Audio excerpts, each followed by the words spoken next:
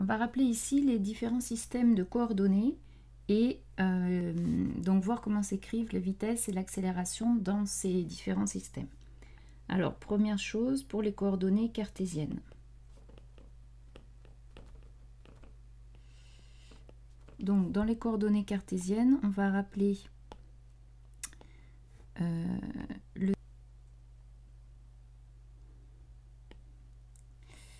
Voilà, donc on a les axes X, OX, donc l'origine O, les axes OX, OY, OZ, avec les vecteurs unitaires, donc UX, UY, UZ, qui sont des vecteurs constants. Donc pour déterminer la position d'un point M, il faut connaître ses coordonnées X, Y, Z dans ce repère. Hein, donc on vous rappelle ici les coordonnées du X, Y, Z du point M. Donc le vecteur OM, qui est le vecteur position qu'on notera R par la suite, s'écrit donc dans ce système de coordonnées X suivant UX plus Y suivant UY plus Z suivant UZ. Donc si on souhaite exprimer un petit déplacement DOM, qu'on notera par la suite DL, c'est-à-dire qu'on va faire varier X de DX, Y de DY et Z de DZ. Donc, on va se retrouver avec des petits déplacements. Donc, on a le point M au départ, ici. Donc ici, on va faire un petit DX suivant UX, puis un petit élément dy suivant uy, puis un petit élément dz suivant z, et donc on atteint le point M' qui est ici. Hein, donc DOM, ce sera le vecteur MM', qui va donc s'écrire simplement dx ux plus dy uy plus dz uz. Donc si on veut écrire maintenant dans le système de coordonnées la vitesse de point M, on va simplement qui s'écrit donc d de OM sur dt, ou autrement dit dr sur dt, donc dérivé du vecteur position par rapport au temps dans le repère où on est. Ça va donc s'écrire, puisque ux est un vecteur constant, uy et uz sont des vecteurs constants, ça va s'écrire dx sur dt qu'on va noter x point dans la suite, ux plus y point uy plus z point uz. Hein, dans la suite, je noterai les dérivés par rapport au temps des avec un point sur la variable. Donc x, y, uz sont des vecteurs constants, donc on a simplement x.ux plus y.y plus z.uz. Le vecteur accélération de m, c'est la dérivée du vecteur vitesse par rapport au temps, c'est-à-dire c'est la dérivée seconde de la position par rapport au temps, va donc s'écrire toujours avec ux, y, uz vecteur constant, donc y, uy plus z seconde uz. Évidemment, les coordonnées, par exemple, du vecteur v, hein, c'est ici, x point, c'est ce qu'on va appeler la coordonnée de v suivant x, un autre v indice x, y point, c'est v indice y, z point, c'est v indice z, de la même façon, x seconde, c'est la composante suivant x de l'accélération, y seconde, la composante suivant y, et z seconde, la composante suivant z. Alors, non, ça c'était pour les coordonnées cartésiennes. Maintenant, on va s'intéresser aux coordonnées cylindriques. Donc cette fois-ci, on va avoir ce schéma-là.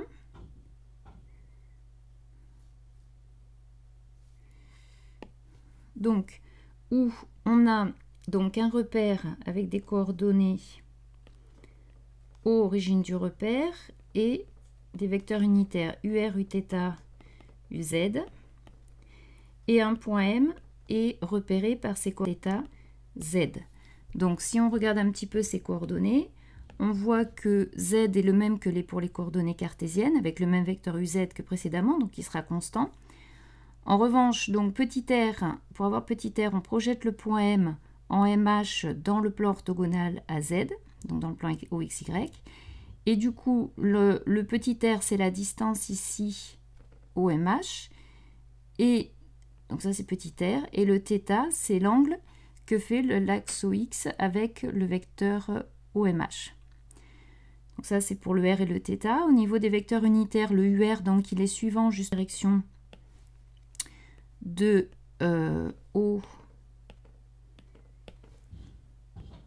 OMH, comme ceci. Et donc dans le plan OXY, et le vecteur Uθ, lui aussi, est dans le plan OXY, orthogonal à UR, et attention au niveau des sens, hein, le vecteur Uθ est dirigé dans le même sens que l'angle θ. L'angle θ étant défini par rapport à l'axe fixe vers le point OMH. Hein, donc on retrouve la même direction pour Uθ. Le vecteur, le trièdre UR, Uθ, UZ étant donc un trièdre direct. Donc attention ici parce que le vecteur UR et Uθ dépendent de θ. Hein. Donc ce qu'il faut bien voir, si je me place dans le plan XY, c'est que si je prends un point qui est par exemple un point M1 ici, et un point M2 qui est là, les vecteurs UR pour le point M1, c'est ce vecteur-là. Le vecteur UR pour le point M2, c'est ce vecteur-là qui est donc le même que le premier, puisqu'ils sont unitaires tous les deux, donc UR2 égale UR1.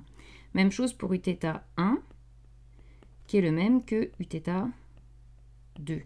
Donc, ce que je suis en train de dire, c'est que UR et θ ne dépendent pas de R. Hein, la seule chose qui change ici, je suis au même θ pour les deux points M1 et M2, mais le R est différent. Ici, j'ai un R1 qui vaut OM1, et l'autre, j'ai un R2 qui vaut OM2 différent.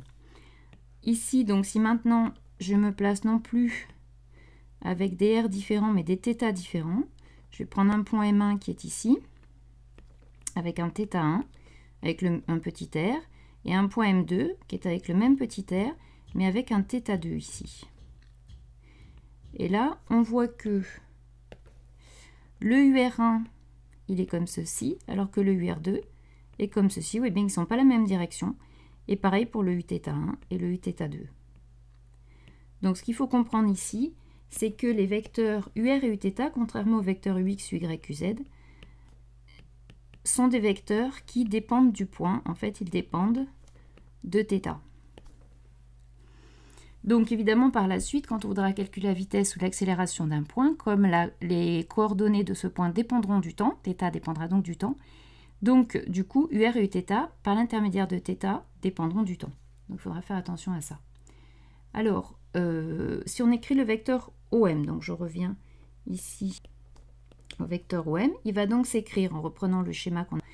Ça va être OMH plus MHM. C'est-à-dire, ça va s'écrire petit RUR plus ZUZ. Donc, avant de faire la suite, on va reprendre justement les vecteurs UR et Uθ et on va voir comment ils se projettent en fonction selon UX et UY. Donc, si je reprends mes vecteurs UR et Uθ, j'ai donc un vecteur UR qui est comme ceci. Je vais le mettre je vais les mettre ici. Donc, j'ai le vecteur UR qui va être comme ceci, avec l'angle θ, et le vecteur Uθ, donc, qui est orthogonal à celui-ci, qui est dirigé comme ceci. Quand je vais essayer d'exprimer donc UR et Uθ en fonction de X et Y. Donc on voit que UR, comme il fait l'angle θ avec l'axe des X et qu'il est dans la même direction, sa projection sur X va être cos θ, donc ça va être du cos θ suivant UX, et donc forcément du sinus θ suivant UY avec un plus puisqu'on est globalement dans le même sens. La projection est positive. Donc la projection ici, c'est cette longueur-là qui vaut cos θ. Et la projection sur l'axe des Y, c'est cette longueur-là qui vaut sinus θ. Et puis donc, pour Uθ, si on reprend l'angle θ, en fait, on se rend compte que l'angle θ se retrouve ici. Donc, du coup, la projection de Uθ suivant UY va être un cosinus. Donc, on va avoir du cosinus θ suivant UY. Et la projection suivant UX va être cette fois-ci négative, hein, ici, puisqu'on va arriver là. Donc, ça va être du moins sinus θ UX. Donc, du coup, on voit bien hein, que le UR Uθ il dépend de θ, comme on l'a dit tout à l'heure. Et si on calcule ce dont on va avoir besoin dans la suite, la dérivée du vecteur UR par rapport à θ, ça va donc nous faire la dérivée de cos θ par rapport à θ, c'est-à-dire moins sinus θ. Le vecteur ux est constant, donc ça fait ux. Plus la dérivée de sinus θ, c'est-à-dire cos θ par rapport à θ, donc uy, puisque y est constant. Justement, uθ. Donc on vient de trouver que quand on dérive UR par rapport à θ, ça nous fait le vecteur uθ. De la même façon, si je dérive uθ par rapport à θ, donc je reprends les coordonnées de uθ, ça faisait un moins sinus θ, donc ça va faire moins cosinus θ suivant ux. Ux étant constant, et cos θ, quand je le dérive, ça fait moins sinus θ. Donc ça va faire moins sinus θ suivant uy, un vecteur constant. Et du coup, on retrouve moins cos θ ux plus sinus θ uy, c'est-à-dire moins UR. Alors, petite remarque, on se rend compte qu'à chaque fois qu'en fait on dérive un vecteur, le vecteur, donc UR par exemple par rapport à θ, on tourne de pi sur 2 dans le sens trigo, donc pour avoir la dérivée, c'est-à-dire uθ. De la même façon, quand on dérive uθ par rapport à θ, hop, on retourne dans le sens trigo de pi sur 2 pour avoir sa dérivée, c'est-à-dire moins UR, etc. Donc maintenant, si on essaye d'exprimer le vecteur dl, c'est-à-dire le vecteur DOM, c'est-à-dire ce qu'on avait noté à M' tout à l'heure. Donc, on va faire comme tout à l'heure. On va définir les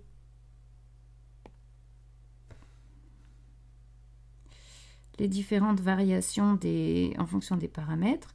Donc, on voit ici que quand R varie de dr, on a un petit élément de longueur qui est suivant UR, qui a la longueur dr-UR, ici. Ici.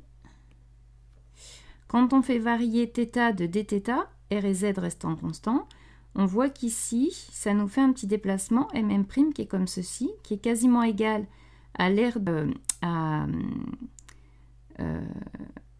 à l'arc de cercle ici, donc pour un cercle qui serait de rayon R et d'angle dθ. Donc ça a une longueur r dθ et c'est un vecteur qui est dirigé suivant uθ. Et évidemment, comme tout à l'heure, quand on fait varier suivant z, ça fait un déplacement de dz suivant uz. Donc en fait, le vecteur dl, c'est-à-dire DOM, s'écrit dr ur plus r dθ uθ plus dz uz. Donc après, si on veut exprimer la vitesse du point M, ça va être simplement la dérivée de OM par rapport au temps. Donc on peut simplement diviser par dt ce qu'on vient d'écrire. Hein, ou on peut, en utilisant ce que j'ai expliqué avant sur les dérivées de UR par rapport à θ, faire le calcul directement à partir du vecteur OM. Bon là, je vais utiliser ce qu'on vient de faire. Donc ça va faire dr sur dt, c'est-à-dire r point UR, plus r dθ sur dt, c'est-à-dire rθ point uθ, plus z point uz. Donc si je veux maintenant calculer l'accélération, là je vais utiliser ce que j'ai fait tout à l'heure, c'est donc la dérivée de v par rapport au temps. Ça va être... Alors là, chaque fois, j'ai des produits de termes qui peuvent dépendre tous les deux du temps. Donc il va falloir que je fasse les dérivées de tout ça. Donc r point ur, la dérivée, ça va être r seconde UR, en dérivant le R point, plus R point, dérivée de UR par rapport au temps. Hein, donc j'ai du F fois G, ça fait F'G plus FG'. Plus, après j'ai le Rθ point Uθ. Donc il y a Rθ point, je vais le dériver, c'est ma fonction F. Donc ça fait R point θ point plus Rθ seconde, multiplié par Uθ. Et puis après, je reprends le Rθ point, et cette fois-ci, c'est le Uθ que je dérive, donc duθ sur dt. Et puis plus z seconde du z, et là uz est un vecteur constant, donc je ne le dérive pas. Le dur sur dt, on a montré tout à l'heure que c'était Uθ. Alors, c'était Uθ, pardon. Dur sur dt, c'est, il manque une étape, c'est dur sur dθ fois dθ sur dt. Et donc, c'est ce que j'expliquais tout à l'heure, hein, UR va dépendre du temps, parce qu'en fait, UR dépend de θ, qui lui-même, puisque le point se déplace, dépend du temps. Donc DUR sur dθ, c'est ce qu'on a calculé tout à l'heure, c'est le Uθ. Et dθ sur dt, c'est θ point. Donc ça va nous faire θ point Uθ. De la même façon, duθ sur dt, ça va être moins DUR sur... ça va être, pardon, je retaille. Ça va être du θ sur dθ fois dθ sur dt. Donc ça va faire moins θ point UR. Et donc j'ai mon accélération en cylindrique qui va s'écrire R seconde suivant UR. Alors je vois que j'ai un autre terme, hein, c'est celui que j'ai marqué là, Rθ point fois moins θ point. Donc moins R θ point carré UR. Ensuite j'ai du plus, alors je regroupe les termes en θ point, donc j'ai du R point θ point ici, plus R point θ point ici, ça fait 2 R point θ point, plus R θ seconde suivant Uθ, plus Z seconde UZ. Voilà, donc bien sûr on ne retient pas ce résultat, il faut savoir le remontrer à chaque fois. Là on a fait bien sûr le cas général, où à la fois R et θ dépendent du temps. Si on avait un mouvement par exemple circulaire, le R serait constant, évidemment les termes qui s'en iraient. Alors remarque ici, pour les coordonnées polaires, je ne le redétaille pas complètement en fait, puisque finalement les coordonnées polaires, c'est la même chose que les cylindriques, mais quand on se place dans un plan à Z constant, hein, donc c'est des coordonnées en fait dans un plan, donc c'est comme si on avait les coordonnées cylindriques, mais dans le plan XY. Donc c'est bien sûr utile pour un mouvement plan. Et donc, on a les coordonnées, le point M, hein, toujours pareil, qui s'écrit du coup simplement OM égale RUR, il n'y a plus de ZUZ puisqu'on est dans le plan Z égale 0. OM égale RUR, et donc après, tout ce qu'on a fait précédemment en enlevant le terme en Z, avec les mêmes définitions de UR et Uθ. Donc, dernière étape, c'est les coordonnées sphériques. Alors, en coordonnées sphériques, on vous demande beaucoup moins de choses. En coordonnées sphériques, vous devez connaître ces coordonnées, savoir comment on écrit ce que représentent les vecteurs unitaires et les coordonnées Rθ phi, donc savoir comment les trouver, et puis savoir exprimer l'élément le petit déplacement dl. Et c'est tout, vous n'avez pas a priori à connaître la vitesse, je vous l'écrirai quand même parce que finalement une fois qu'on a le dl c'est immédiat, mais vous n'avez pas à connaître le calcul de l'accélération. Donc, les coordonnées sphériques, ce sont celles-ci. Donc, on a donc maintenant un repère avec des coordonnées O. Donc, l'origine O et les vecteurs unitaires UR, Uθ, Uφ. Et le point M, donc, qui est repéré par les coordonnées Rθ, phi. Alors attention, le R et le θ ne sont plus du tout les mêmes choses que dans les coordonnées cylindriques. Donc on prend un point M qui est ici. Petit r, c'est simplement la distance de O vers M. Et le vecteur UR, donc c'est le vecteur unitaire dans la direction OM. Donc finalement, on voit de suite que le vecteur OM, qui est le vecteur position, s'écrit en fait petit r UR. Donc après, on définit le θ à partir de l'axe Z, hein, vers la direction OM justement. Et donc ça nous définit un plan, ce OZ-OM, là, ça nous définit un plan vertical qui est représenté ici par cette partie-ci. Ça, c'est le plan considéré. Et donc, dans ce plan-là, on définit le vecteur Uθ comme étant le vecteur qui est orthogonal, et toujours pareil, dans le sens qui est défini dans le même sens que le θ. Et puis, troisième coordonnée, donc c'est l'angle phi,